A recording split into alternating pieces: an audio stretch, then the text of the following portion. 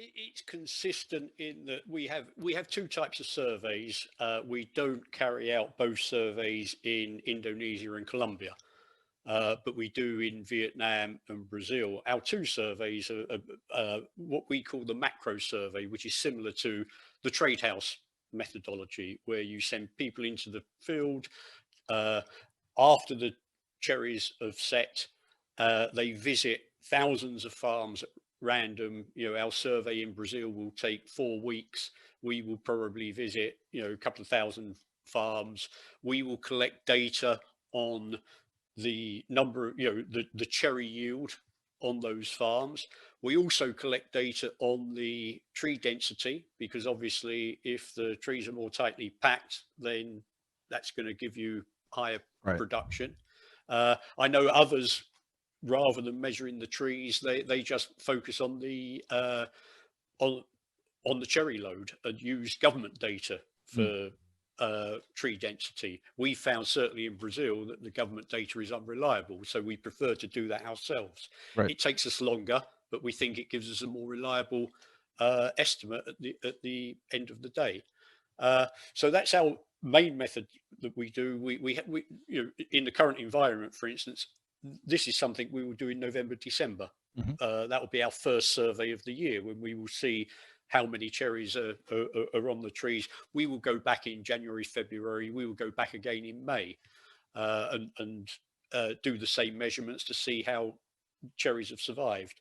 Uh, in addition, we carry out more regular micro surveys. These are on 50 or 60 selected farms, the same farms. Not only it's the same farms, we visit the same trees on the same farms and count the same branches on the same trees on the same farms. This is something we developed years ago at EDF Man, where we took some of our cocoa methodology and tried to apply it to coffee. Hmm. Uh, we found the method wasn't as reliable. We would never we would never use it in isolation. We still believe Right. that the macro survey gives a much more reliable estimate for the country as a whole. But we think, because you're only visiting 60 farms rather than 600 or many more, uh, you can do it more regularly. And Mm. so we go round in September, October, December in Brazil doing our micro surveys. The interesting one is always December, because then we've got two surveys that give us results. Right. And if the results match, then it gives us a lot of conviction, because they're carried out completely independently of each other, Mm. and the conclusions are derived independently of each other. If those two surveys match, then we're very confident of our conclusions. If they differ, which sometimes they do, sometimes the micro will point to better or worse production, then that leads us to tend to weight our conclusions from the macro survey in one direction or another.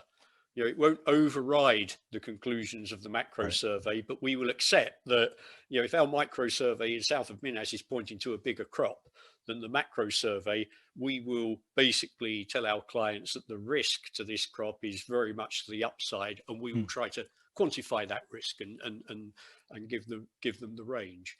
Uh, and also, because we're doing this in September and October, we're picking up information on flowering, defoliation, soil moisture, farmer inputs, how much fertilizer is being used, how the farmers are reacting to weather, how much pruning is going on. So we don't have to wait until our major survey in November, December, and basically have nothing to report. Right. It gets us into the field, and the more you're in the field, the more useful information you're picking up.